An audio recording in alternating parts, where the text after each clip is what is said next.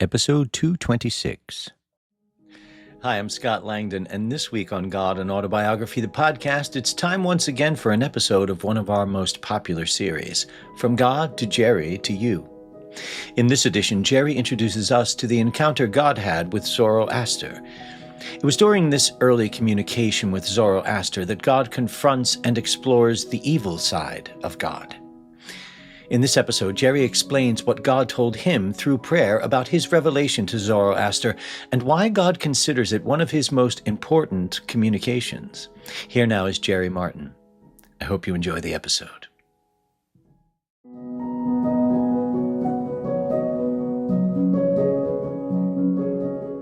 At every moment of our lives, a decision is required.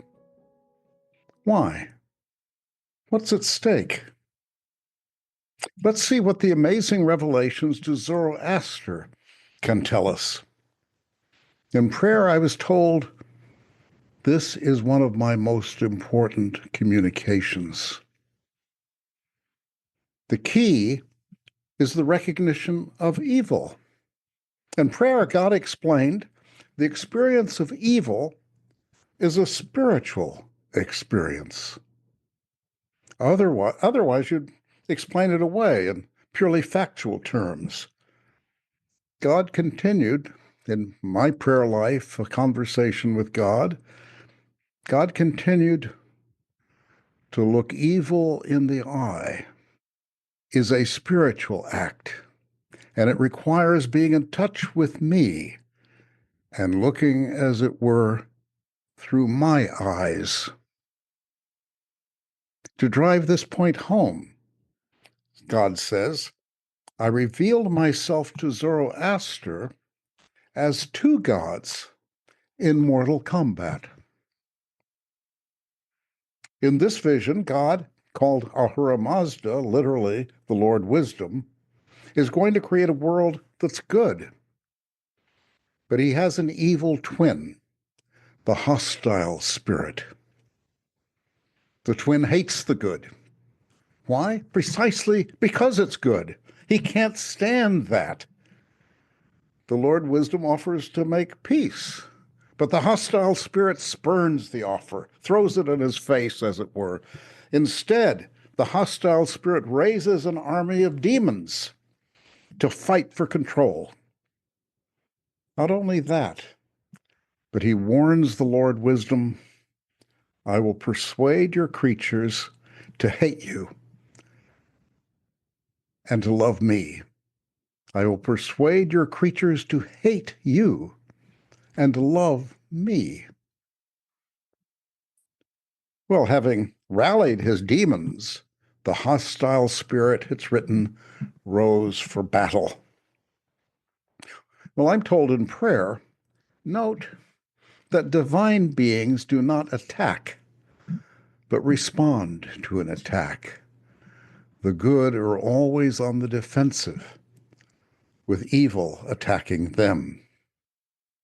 So, this world is a battlefield. And the Lord Wisdom, God, needs our help. In Zoroaster's vision, before the world is created, our souls live in a dimension that is ideal. It's kind of a realm that's ideal, impervious to negative influences, where no harm can come to these souls in this ethereal realm, but it's not fully real. It's detached from the real world. It's a kind of ideal space. They can stay there, but to defeat evil, they have to leave this safe ethereal realm. They have to enter the rough and dangerous real world. The decision is up to them.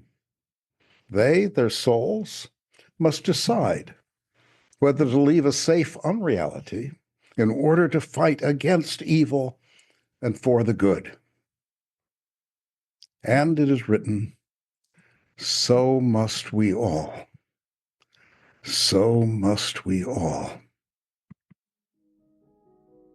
Worth thinking about.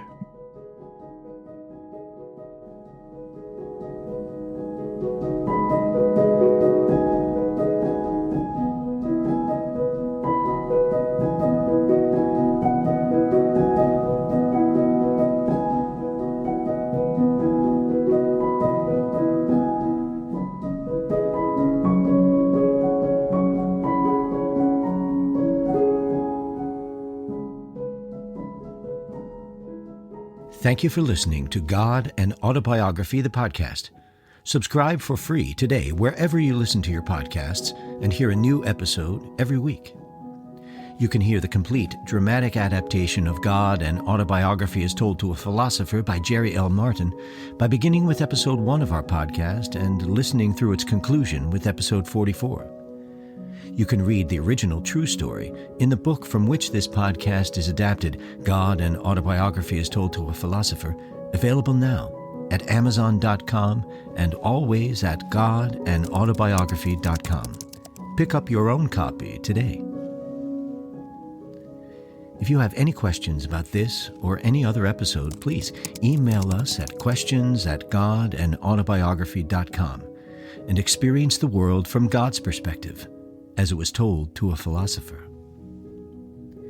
This is Scott Langdon. I'll see you next time.